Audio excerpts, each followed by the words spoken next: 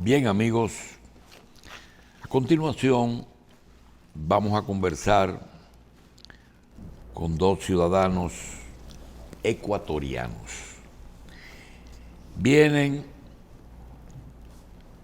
a nombre del Partido Solución Nacional, un partido que me luce que está en una fase de organización aquí en el país, que lo preside Roberto Rojas y que tiene como lema por el bienestar social hoy y siempre.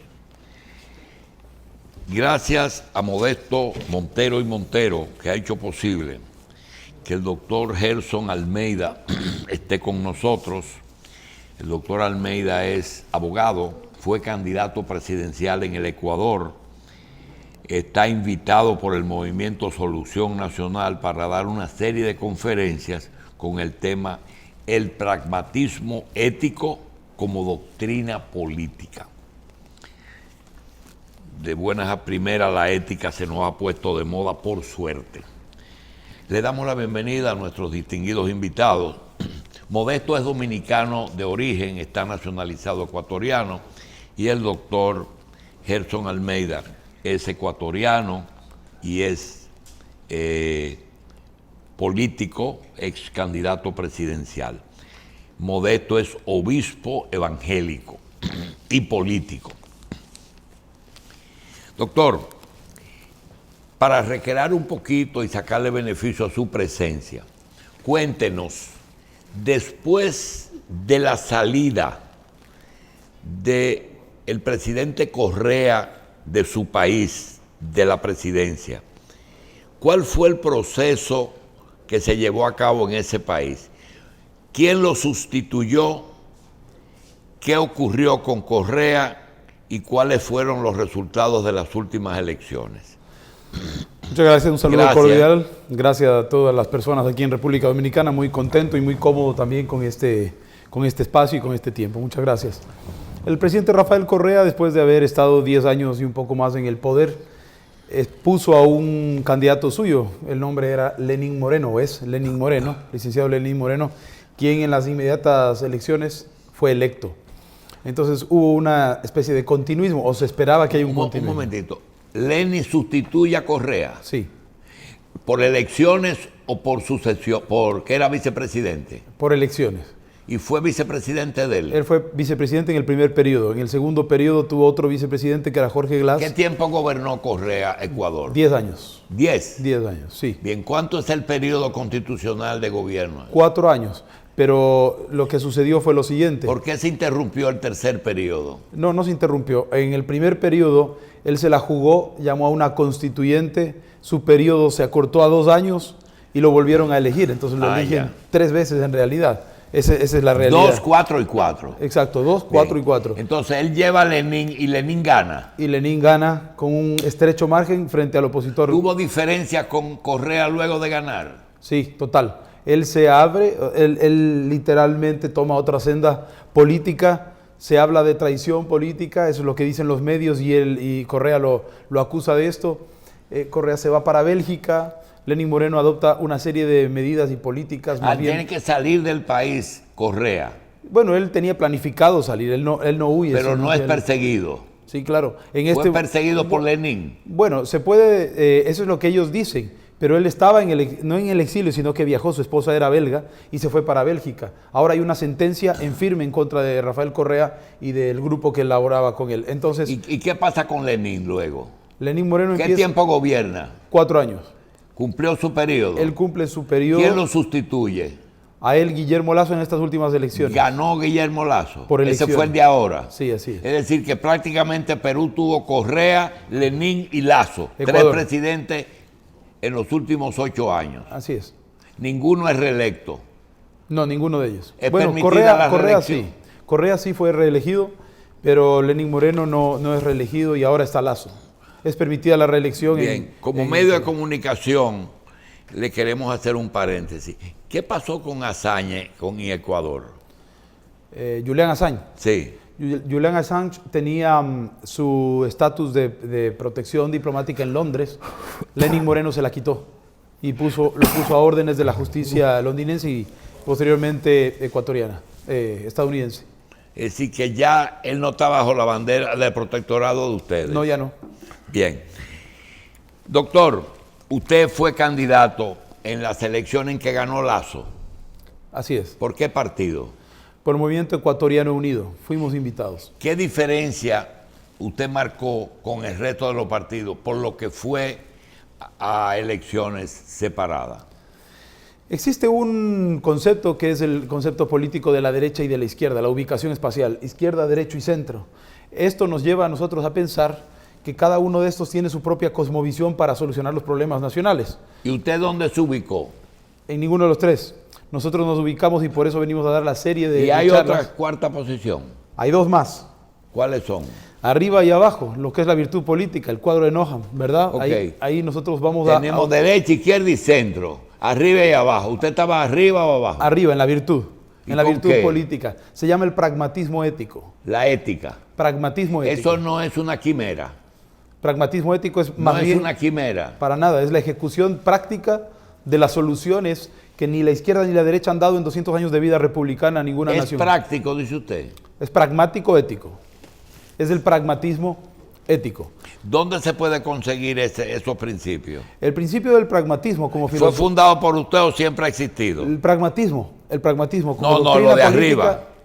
La ética, La es que este es del posición que aporte, usted este es asumió, del aporte doctor. lo que estamos haciendo. El pragmatismo como filosofía política siempre ha existido. Es más, existen pensadores que ya han hablado al respecto, tiene aproximadamente 100 años de existencia. Pero el aporte aquí es la ética, porque el pragmatismo sin freno puede llevarnos a la falacia de que el fin justifica los medios. La ética nos pone un límite, respeto a la institucionalidad, respeto al derecho humano, respeto al patrimonio, Ok. etcétera. Y ese es el aporte del pragmatismo. Para no meternos en un tipo de programa para el cual no tenemos tiempo, yo sí quiero aprovechar eso y que usted nos cuente.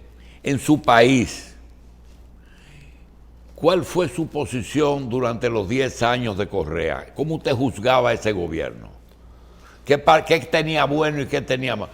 Suponiendo que, siendo justo, ¿qué tenía bueno y qué tenía malo?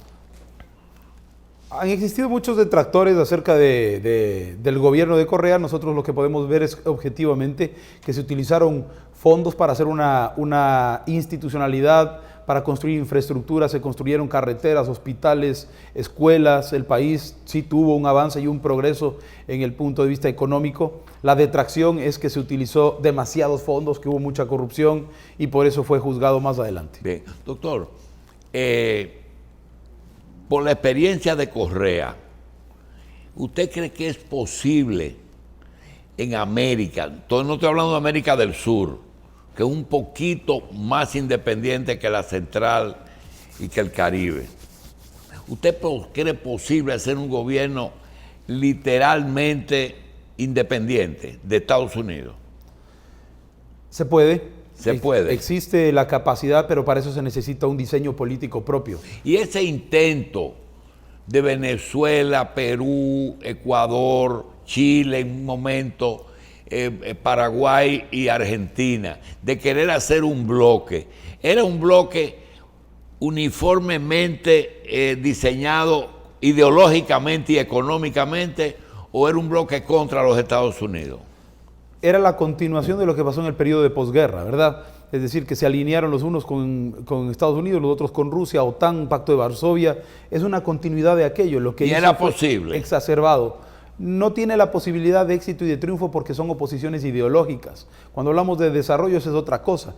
Si hablamos exactamente de una doctrina que sea pura en el punto de vista político y económico, entonces tendremos una aplicación práctica. Acá era ideológica y por eso la yuxtaposición y no se puede llegar al resultado. Y ese grupo tuvo algo positivo, es decir, parió algo positivo, o no le dio tiempo. Son dos posturas, para unos sí, para otros no. Yo creo que ningún elemento que tenga que ver con una oposición doctrinaria de fondo por oposición, es decir, yo me pongo a la derecha solo porque no me gusta o porque no tengo una afinidad o porque no soy parte de ese grupo, eso de ahí no tiene posibilidad de éxito.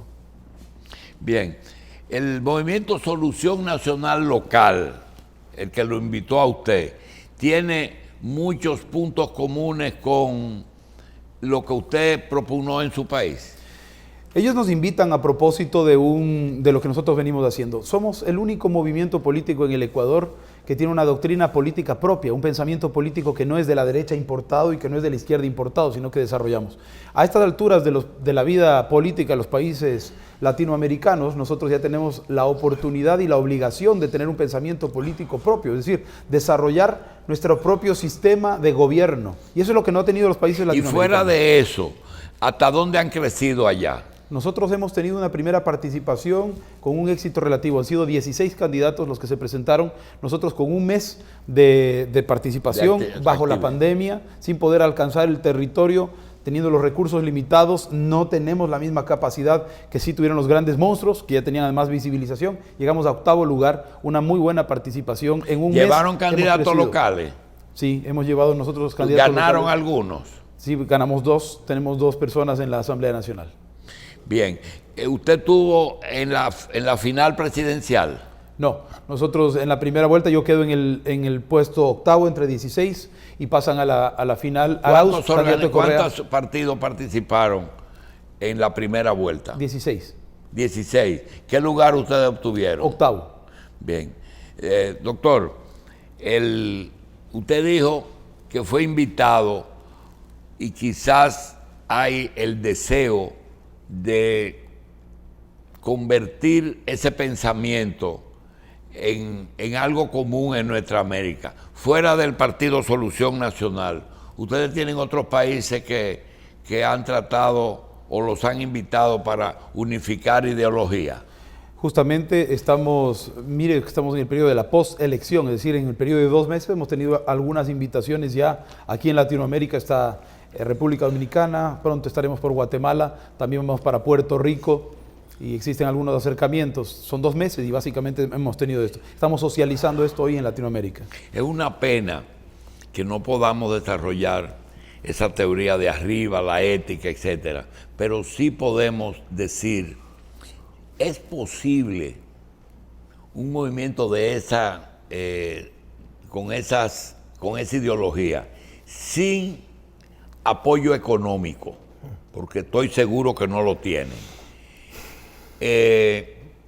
¿Usted cree realmente que la obtención de fondos a veces, no siempre, obliga no a la corrupción, porque la corrupción bajo ningún aspecto está justificada, pero, digamos, a echarle mano a fondos que no son los ideales, porque no tienen otra forma de moverse? Y la política es costosa. Desgraciadamente lo que usted dice es una realidad, más bien parece una carrera del monopolio económico la que determina finalmente el mejor de los candidatos sin necesariamente serlo. Eso le configura a la carrera electoral en casi todos los países de Latinoamérica en la demagogia, en donde los medios hacen aparecer que el que más dinero tiene para posicionarse aparece como el mejor y no necesariamente el que tiene mayor cantidad. Sin embargo, yo creo que sí se puede lograr una institucionalidad. Sí, pero siendo pragmático como usted pretende ser, sabiendo que la política es costosa, sabiendo que hay 2 puntales importantes. El votante vota por el que va a ganar o porque los que están en discusión, y los capitales apoyan a los que van a ganar. Es muy, muy extraño que un gran capitalista diga, me gusta esa ideología y la voy a financiar. Realmente, ustedes están conscientes de que se están metiendo en un proyecto que es como tirarle piedras a la luna. No tanto así. Vuelvo a repetir que nosotros con poco tiempo y poca difusión hemos llegado a un puesto de verdadera preponderancia, ha habido mucha permeabilidad y la gente está queriendo apoyar esto de aquí. Con un poco más de visibilización, nosotros no solamente vamos a hacer eso, sino que tenemos además toda una estructura que nos permite avanzar. Nosotros somos evangélicos y eso hay que considerar como un elemento muy importante. Estamos entrando en una conciencia del pueblo cristiano para que sepa que tiene la responsabilidad de ejercer su obligación democrática. No evangelizar, porque para eso están los púlpitos, no meter un gobierno teocrático, pero sí un gobierno representativo, y aquí hay ya nuevas maneras de pensar, nuevas maneras de establecer la política, nuevos grupos que se van levantando en Latinoamérica, y ese es un fenómeno que se tiene que contemplar porque es contemporáneo. En Ecuador se vota a favor de la mejor propuesta o en contra de? Ese es justamente el reto del pragmatismo ético, concientizar para que voten a favor de la mejor propuesta y ya no seamos la elección por demagogia. Independientemente de la época, voto por el que me conviene. ¿Existe allá eso? En todas partes, y ese es el grande paradigma que hay que cambiar. Bien, en cierta forma, su movimiento no está sacralizado, es decir, que la religión es lo que está imponiéndose. No, existe una convicción en cada uno de nosotros. La convicción es una ética. ¿Cuál ética? La del respeto, institucionalidad. Nos quejamos de que hay muchísima corrupción y lo que pretendemos es corregir eso a través de convicciones, pero no de religión. Doctor, Modesto Montero estuvo aquí hace 8 o 10 años en este programa. Él es obispo evangélico, hizo posible que usted esté con nosotros y es ciudadano ecuatoriano. Yo quiero preguntarle a Modesto, primero, ¿qué lo hizo emigrar a Ecuador? Bien, buenos días, Dios los bendiga a todos. En primer lugar, yo emigro a Estados Unidos. En Estados Unidos duró más de 20 años. Llego a Ecuador a fundar una iglesia, un ministerio. ¿Se casó con ecuatoriana? Sí, mi esposa es ecuatoriana. Esa es la clave. Oriunda de Guayaquil. Es por ahí que viene todo. Me casé con ella en Estados Unidos. Fundamos una iglesia en Esmeraldas, una provincia hermosa. ¿Fundaron una iglesia o ingresaron a una iglesia? No, fundamos una iglesia en Esmeraldas porque ella era pastor en Estados Unidos y en Ecuador tuve la oportunidad que en el gobierno de Correa a los cristianos evangélicos que de una forma u otra desarrollaban un ministerio bien fuerte, se nos permitió tener ese rango de obispo a través de la Cámara de Obispos y nos dieron pasaporte diplomático. ¿Quién lo ordena obispo? Hay una Cámara de Obispos en Ecuador. ¿Esa iglesia tiene varios obispos? Seguro. ¿Cómo se llama la iglesia? ¿Evangélica? No, nuestra iglesia se llama Ministerio Alcanzando las Naciones.